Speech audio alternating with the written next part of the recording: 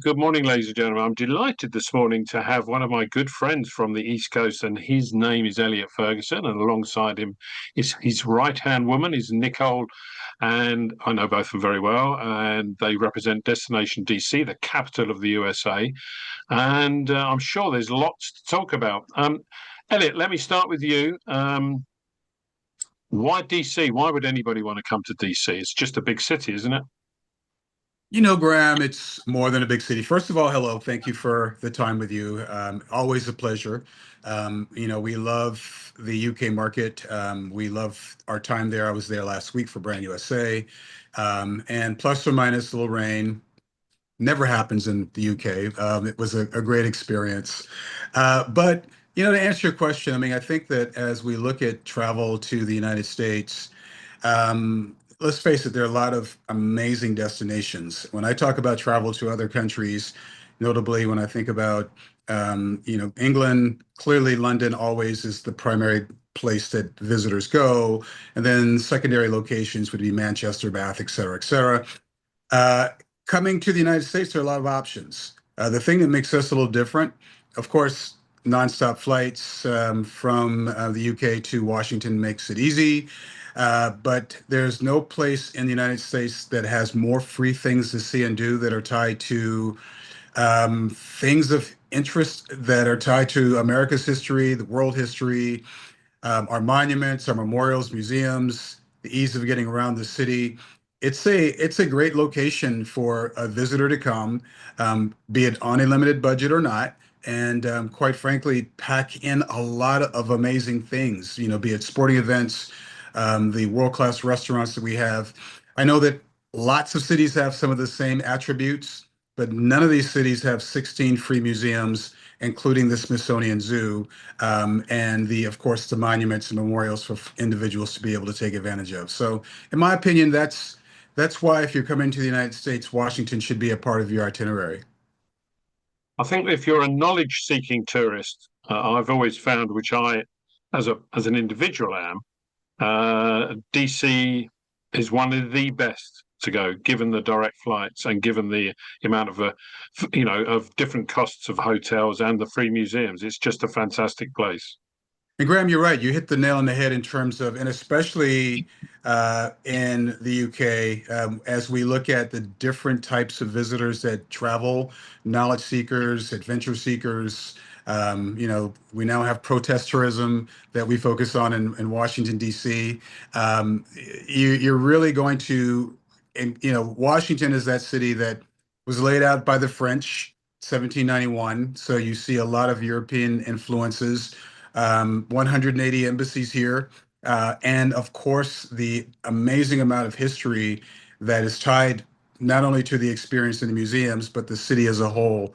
So knowledge seekers really appreciate what they are able to do when they're in Washington.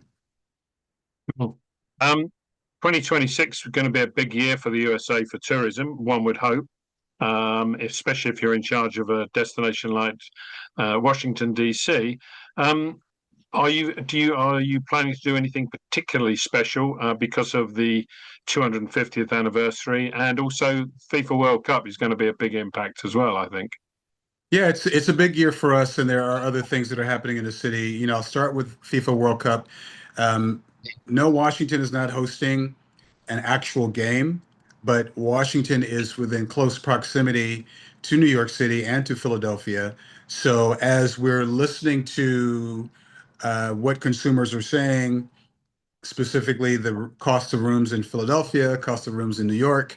There's an opportunity for visitors to fly nonstop, of course, to Dulles, take the Silver Line, which is our train, for $7 during the week into downtown Washington, check into a hotel, more than likely going to be a much better rate than other cities, enjoy all the things we have to offer as a destination, get on Amtrak or Acela. Within 2 hours, you're in Philadelphia. Within 3 hours and 45 minutes, you're in New York City. And of course, you can fly to Boston via Reagan National Airport, which is right outside of the city. So we're excited about the opportunities that are associated with the global community coming to the U.S. for the World Cup, even if we're not hosting. And then as we think about the 250th, Yes, there's close relations and interests, especially with England. We love you guys, but 250 years of independence.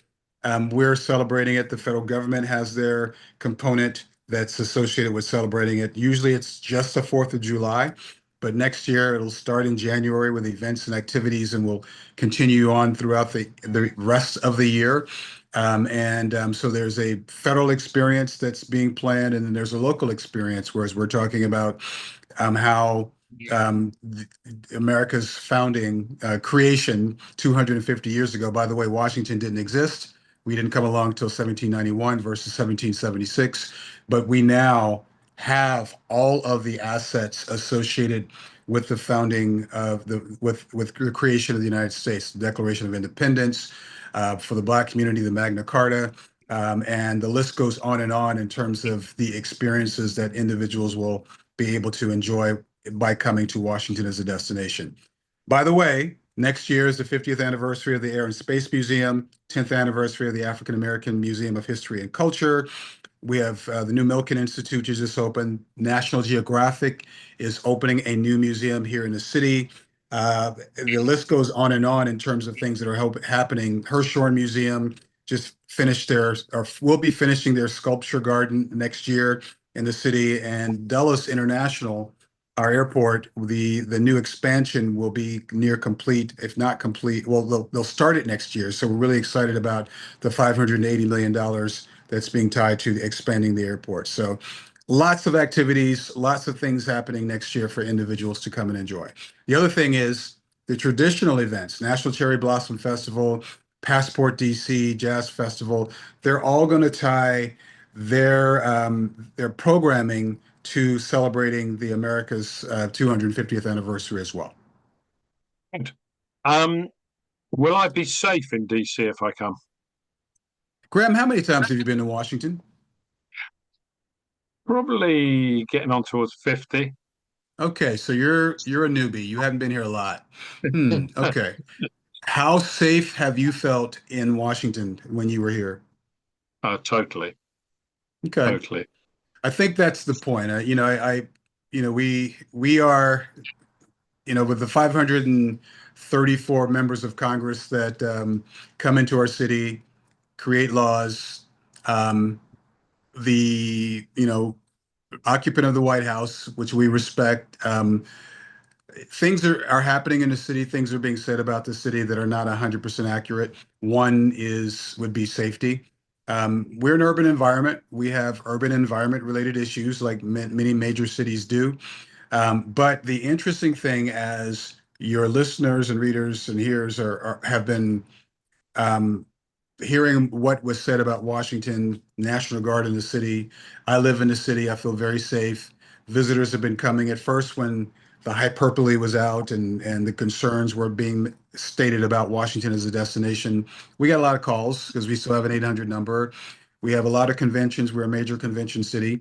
None of that business went away because of what the administration was doing. Fast forward to now, you're still seeing National Guard. They're going to be in the city. Um, there has never really been an issue in terms of overall safety in Washington for visitors. The one thing we say to visitors, in the same vein that you'll say to any visitor going to London, is that it's an urban environment. Be mindful of what's going on around you, but the overwhelming message that people like you, Graham, and others say about Washington is that it's a very safe and clean city. Excellent. Well, I look forward to my next visit. Maybe it's next year, and maybe it's during the World Cup. Who knows? But I'd like to thank you and Nicole for your time this morning, and the very best of luck in all your planning. Thank you, sir. We love to see you here. I would say to everyone that's listening and hearing this, our website is washington.org. If they are looking at coming to Washington for any of the events in 2026 or between now and the end of the year, you'll find every single thing that you can see and do, including planned itineraries, available on our website. Marvelous. Thanks very much. All right, Graham, enjoy your day. Cheers. Be safe.